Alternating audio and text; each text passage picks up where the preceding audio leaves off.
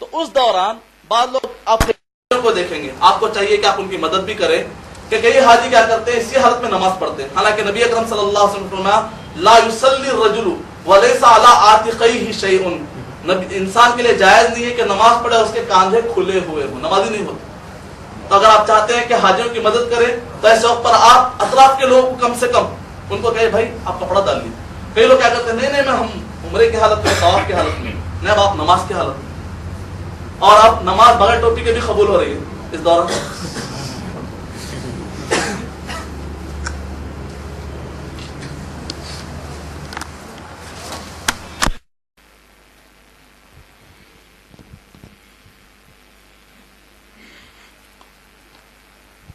وآخر دعوانا الحمدللہ رب العالمین۔ البتہ دو تین کچھ پوائنٹس اہم ہیں جو ہمارے حیدرآباد کے جن کے ہم احترام کرتے ہیں بڑی عمر والوں نے ہم سے کہا کہ حاجیوں کو آپ بتلائیے، خاص طور سے کچھ ایسی باتیں ہیں جو ذہن سازی کے لیے، تربیت کے لیے کام آتی ہیں، جس کی وجہ سے ہمارے حج اور عمرے کا سفر بہت آسان ہو جاتا ہے، اور بہت سارے اس طریقے سے ایک فائدہ یہ ہوتا ہے کہ حاجی مطمئن ہو کر حج کرتا ہے۔ چند چیزیں انہوں نے مجھے بتلائی تو کہا کہ خاص طور سے حیدرآبادیوں کو آپ خاص طور سے کہیے کیونکہ وہ لوگ زیادہ تکلیف میں آ جاتے ہیں۔ وہ کیا ہے؟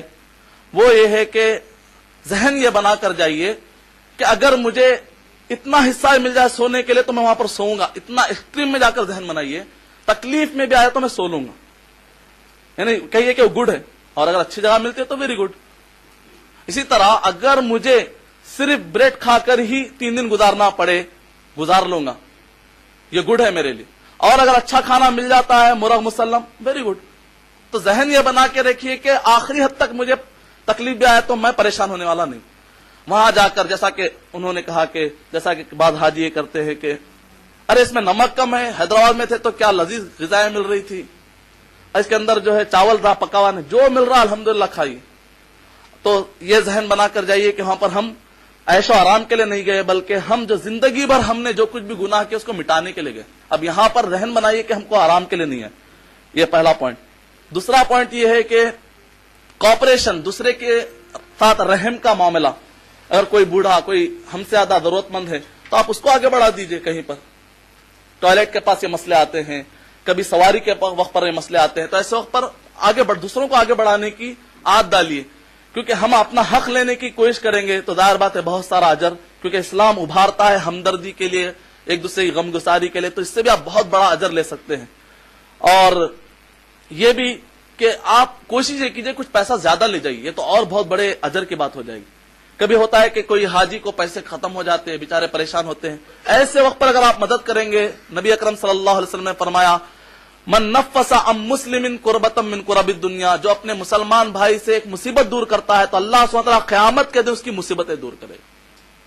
تو بہترین، تو زیادہ پیسے کچھ زیادہ اس نیت سے بھی لے جائیے کہ وہاں پر کوئی پریشان ہے تو آپ اس کو دے دیں۔ تو یہ بہت ہی اہم چیز ہے کہ آپ ذہن بنا کر جائیں، کھانے پینے کے معاملے ہوں یا رہن سہن کا معاملہ ہو، کہ اس میں زیادہ نزاکتیں یا باریکیوں میں ایسا ہی ہونا ویسا نہیں، جیسا چلا ویسا۔ اہم چیز یہ ہے جو بھی آپ غذا کھائے تھوڑا کھائیے، کوشش یہ کیجیے کہ باسی نہ ہو۔ ہوتا ہے کہ معلم صاحب کہہ دیتے ہیں فلاں ٹینٹ میں آنا، زبردست آج کھانا بن رہا ہے، اور ٹینٹ کو ڈھونڈنے کے لیے 5 گھنٹے عرفات کے پورے۔ انہوں نے کہا مجھے خاص طور سے بتائیے، آپ کئی لوگ کیا کرتے ہیں ٹینٹ ڈھونڈتے ہیں، بھائی 5 گھنٹے جا کر ڈھونڈنے خامہ کے جو چلتے ہیں آپ، اتنا اگر اپنی آپ انرجی بچا لیں گے تو دوسرے دن آپ کو کئی کام کرنے وہاں پر کام آئے گی، بہت چلنا ہے۔ اور انہوں نے کہا کہ خاص طور سے یہ بھی کہہ دیجیے آپ کہ ابھی سے واکنگ کرنے کی عادت ڈالیں، قریب بھی جا رہے تو گاڑی میں جا رہے ہیں، کار میں جا رہے ہیں تو ذرا مسئلہ ہو جائے گا، وہاں پر بہت چلنا ہے، وہاں پر گاڑیاں بھی نہیں ملیں گی آپ کو، کئی جگہ پر آپ کو چلنا ہی چلنا ہے۔ تو ایسے وقت پر ابھی سے عادت ڈالیے، اور جو بھی آپ کھائیں اور جہاں کہیں بھی آپ رہتے ہیں صفائی ستھرائی کا خیال کرنا بہت ضروری ہے۔ اور کچھ بھی تکلیف ہوتی ہے یہاں پر سے ہی آپ میڈیسن، جو دوائیاں اہم چیزیں ہیں وہ لے جائیے۔ اگر کوئی بیمار ہے، ان کو آلریڈی کوئی دوائی ہے تو وہ تو لے جانا، کیونکہ وہاں پر کے دوائی بالکل الگ ہے، مہنگا بھی ہے اور ملنا ہی مشکل ہو جاتا ہے بعض اوقات۔ یہاں سے آپ زیادہ مقدار میں لے جائیں، بچ جائے تو اس کے بعد کسی غریب کو دینے میں کام آئے گا، کم سے کم زیادہ بڑھا کر لے جائیے، تھوڑا سا پیسہ اور لگا کر ہی صحیح۔ کوشش یہ کیجیے کہ آپ ایک ایسی جگہ پر جا رہے ہیں جہاں پر آپ کو ایسی کوئی تکلیف، اپنے آپ کو مت ڈال لیجیے تکلیف میں کہ اس کی وجہ سے عبادت میں خلل آ جائے۔ اس کے بعد دل لگا کے دعائیں کیجیے، اور یہاں پر سارے جتنے بھی یہاں پر ہندوستان میں اور دنیا میں اتنے مسلمان ہیں وہ سارے کے سارے جتنے بھی مسلمان ہیں جو پریشانیوں میں ہیں ان سب کے لیے بھی دعائیں کیجیے, اپنے لیے بھی دعائیں کیجیے, اپنے گھر والوں کے لیے بھی, دنیا اور آخرت. ربنا آتنا فی الدنیا حسنۃ وفی الآخرۃ حسنۃ وقنا, دنیا اور آخرت دونوں کے لیے دعائیں مانگیے. یہ صوفیت ہے کہ صرف ہم نہیں دنیا کے لیے نہیں مانگتے, آخرت کے لیے دونوں مانگیے, دونوں بھی دعائیں سکھائی گئی ہیں. وآخر دعوانا ان الحمدللہ رب العالمین. جزاک اللہ خیر. یہ تھے شیخ ارشد, جزاک اللہ خیر. یہ تھے شیخ ارشد بشیر مدنی جو ہمیں حج کا سنت طریقہ سکھا رہے تھے. انشاءاللہ اب سوال و جواب کی نشست رہے گی. تو پہلا سوال بھائیوں کے جانب سے, پہلے بھائی ہاتھ اٹھائے تھے. ایک منٹ آپ کو مائک دیا جائے گا. آپ کا نام اور آپ کیا کر رہے ہیں, آپ کو پروفیشن بتانا ہے آپ کو. السلام علیکم, میرا نام خورشید حسین خان ہے, میں باہر رہتا ہوں امریکہ میں. تو میرا سوال یہ ہے کہ ابھی آپ نے فرمایا کہ عرفات کے میدان میں ظہر اور عصر جو ملا کے پڑھنی ہوتی ہے, تو وہ کیا ظہر کے وقت میں پڑھنا ہے یا عصر کے وقت میں پڑھنا ہے؟ الحمدللہ. یہ سوال. جی وعلیکم السلام ورحمۃ اللہ وبرکاتہ. ابھی بھائی نے سوال کیا کہ عرفات کے میدان میں یعنی 9 تاریخ کو 9 ذی الحجہ کو جو عرفات کا دن ہے جہاں پر ہمیں دن گزارنا ہے, تو 2 نمازیں جو جمع کی جاتی ہیں تو کیا ظہر میں لے جا کر عصر کو جمع کریں گے یا پھر ظہر کو لا کر عصر میں جمع کریں گے؟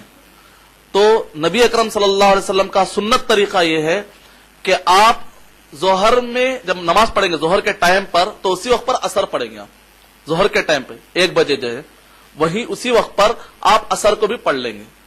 تو یہ نبی اکرم صلی اللہ علیہ وسلم کی سنت ہے.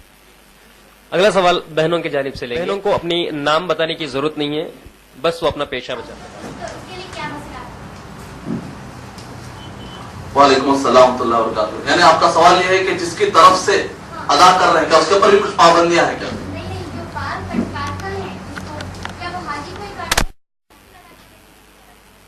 حاجی کسی اور کی طرف سے عمرہ ادا کر رہے ہیں, حج ادا کر رہے ہیں, تو ایسے اوپر حاجی کے اوپر پابندیاں ہیں یا اس کے اوپر بھی پابندیاں ہیں, یہ سوال کر رہے ہیں آپ؟ جی, حاجی کے اوپر بھی پابندیاں ہیں, کیونکہ جب آپ حج کر رہے ہیں چاہے نفل کریں آپ چاہے فرض کریں, جیسے ہی حج میں جائیں گے تو آپ کے اوپر پابندیاں وہی رہیں گی جو آپ فرض کے ادا کر رہے ہیں.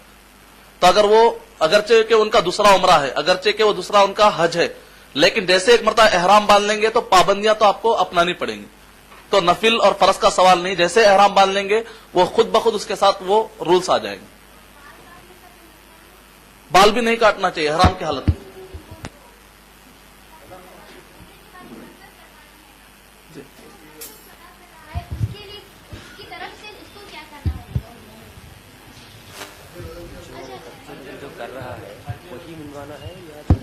جس کی طرف سے کر رہے ہیں ان کے اوپر کوئی پابندیاں نہیں ہے. جو حاجی جا رہا ہے صرف اسی کو بال کٹانا, جن کی طرف سے کر رہے ہیں ان کے اوپر کوئی ذمہ داری نہیں. اگلا سوال بھائیوں کی جانب سے.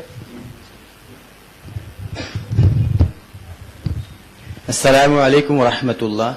میرا نام محمد منور سعید ہے, میں انجینئرنگ کا طالب علم ہوں. میرا سوال آپ سے یہ تھا کہ مینا حج کے 6 دنوں میں مینا میں 4 دن کا قیام ہے, تو کیونکہ ان دنوں حاجیوں کی تعداد کافی بڑھ چکی ہے تو لہذا مینا کا جو میدان ہے وہ حاجیوں کو ہولڈ نہیں کر پا رہا اس میں, تو اس وجہ سے کئی حاجی جو سو ان کا 4 دن کا جو قیام ہے مینا کے دائرے کے باہر ہے, تو جو یہاں سے ٹریولز بھی بہت لے آ رہے ہیں, معلم نمبر ان کا کافی پیچھے ہے, تو ان کا قیام جو سو 4 دن مینا کے میدان کے باہر ہے. تو کیا آپ جو اس مینا کے میدان کے باہر ان کا قیام ہے کیا ان کا کوئی پرابلم نہیں پڑیں گے؟ وعلیکم السلام ورحمۃ اللہ وبرکاتہ. یہ بھی بہت جدید مسئلہ ہے, ماڈرن ایشو, کہ یہ ہے کہ حاجی اب زیادہ ہو رہے ہیں تو مینا کا میدان بس نہیں ہو رہا, تو ایسے وقت پر کیا کرتے ہیں مزدلفہ اس میدان میں بھی ٹینٹ بڑھا دیے جاتے ہیں. تو علماء کرام سے فتوا لینے کے بعد ہی وہاں کی گورنمنٹ نے یہ بڑھائے ہیں. اس کو آپ یوں سمجھے, مثال کے طور پر مسجد میں نماز پڑھ رہے ہیں تو ایسے وقت پر اب سب بڑھتے رہتے یہاں تک کہ مسجد کے باہر نکلتے, آپ دیکھتے ہیں مکہ مسجد میں بھی, یہاں تک کہ بالکل روڈوں پر بھی آ جاتے ہیں, لیکن سب کو مسجد میں پڑھنے کا ثواب ملتا. یہاں تک کہ بھی علماء کرام نے کہا اگر مسجد حرام سے سب شروع ہوتی ہے اور ریاض تک بھی چلے جائے تو ان سب کو مسجد حرام میں جو 1 لاکھ نماز پڑھنے کا ثواب ہے, مسجد نبوی میں 1000 نماز پڑھنے کا ثواب ہے, بیت المقدس میں 250 کا ثواب ملتا ہے ایک نماز کا. اگر یہ سب بڑھتے بڑھتے ریاض تک یا کسی بھی ایریا چلے جائے تو سب کو نماز کا ثواب ملے گا, کیونکہ صف متصل ہے, صف لگی ہوئی ہے. تو اسی طریقے سے مینا کے ٹینٹ لگے یہاں تک کہ مزدلفہ عرفات تک بھی چلے جائیں، بلکہ اور بھی آگے چلے جائیں تو ان سب کو مینا میں ٹھہرنے کا ہی مانا لیا جائے گا. تو پرابلم کی کوئی بات نہیں ہے، الحمدللہ کوئی مسئلہ ہے ہی نہیں. اگلا سوال بہنوں کی جانب سے. I am a student. میں یہ سوال کرنا چاہ رہی تھی کہ جب خواتین جو ہیں ان کے پاس اپنا تو کچھ پیسہ مطلب ایسا ہوتا نہیں ہے، تو محرم کے ساتھ جب وہ محرم اپنا وہ مال کا مالک ان کو بنا دے تو ان کا حج فرض ہو یا نفل؟ اور اگر ایسا حج کرے نفل تو کیا سرکار کی جانب سے کر سکتے ہیں؟ وعلیکم السلام. اور ایک سوال ہے کہ ایک بار حج ایک وقت پر ایک ہی سوال لیا جائے گا، وقت کی کمی ہے ہمارے پاس. وعلیکم السلام.